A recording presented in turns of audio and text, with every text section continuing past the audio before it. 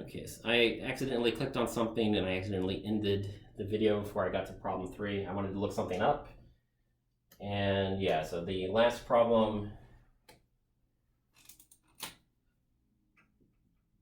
so homework problem, there was, it was like, like, I don't know, maybe L of x equals x to the minus 2. So it's, the exponent's not as big, but it is a negative exponent. So you'll have to combine bits and pieces of what you've seen here to adapt to that particular problem. And there was another video, the one about functions. There was this thing called Pascal's triangle. So I won't give you the long version of what I said that time, but the video was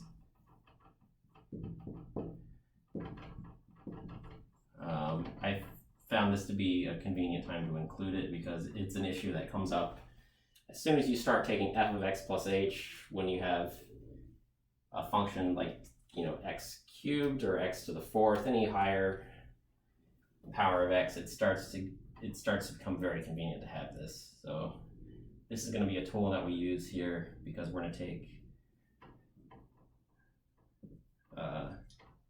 we have x plus h, not to the 0th, but 0, 1, 2, 3, the third power. So what do we have? We have g of, well, the variable is not x this time, the variable is t, so let's just call it that. G of t plus h minus g of t, all divided by h. So t plus h cubed minus t cubed, well, those parentheses, I guess that they don't hurt, I'll include them here, equals, well, I drew that big triangle there, so I'm running out of space here. So we have the triangle, so we have 1 plus 3 times, so we have powers of t, we have powers of h, and then the rule is the coefficients are 3, 1, 3, 3, 1, and we've got 2 empty spots for different powers. So we start with t cubed times, we don't have any h's whatsoever. That's how the Pascal's triangle works out. And then we have 1 fewer power of t, but we have 1 more power of h, so we have h to the first. So we trade. So next time we have t to the first, but we have h squared.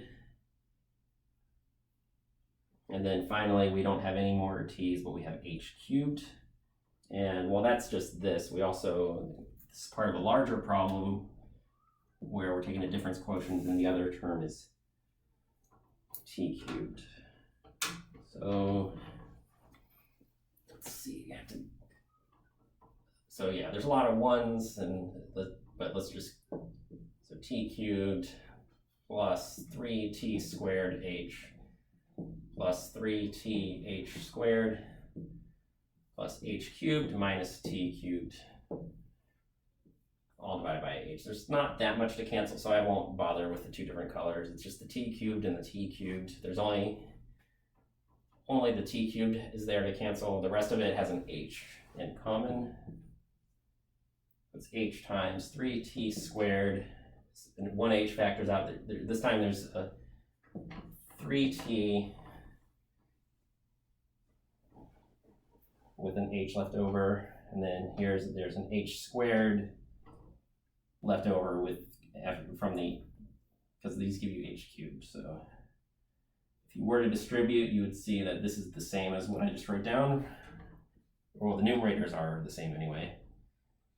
And the thing that I'm going to cancel, that I can always write down a 1 here as a placeholder, just to, it's not divided by 0, that doesn't make sense, but you cancel out the h's by dividing. It's like dividing the same as what's left over divided by 1. So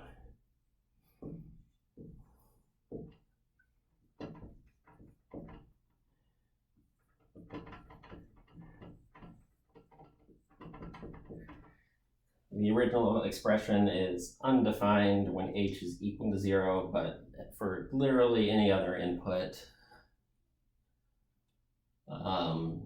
the difference quotient simplifies down to this here. So either the difference quotient is undefined when h is 0, or it simplifies down to this when h is not equal to 0. So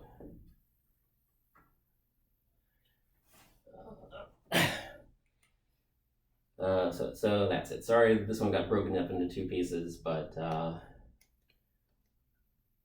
this one is, I don't know, if you want something nice and fast just for a review, this might actually be convenient because it's so short. But if you want the full background, where did this come from, what is it for, and then how do we do it, and then the longer video that ends with problems 1 and 2 is the place to go. So there you go, difference quotients. So hope that's useful. If you plan on taking any more math courses, then this one is definitely going to come back pretty often. At least for 2 more semesters, you're going to be seeing these here and there. So it's good stuff. It's kind of interesting, the fact that this h always cancels out. Just kind of really drives home the point that this whole factoring, there's a lot of conceptual stuff. You see things from different perspectives. It's good stuff. So just yeah,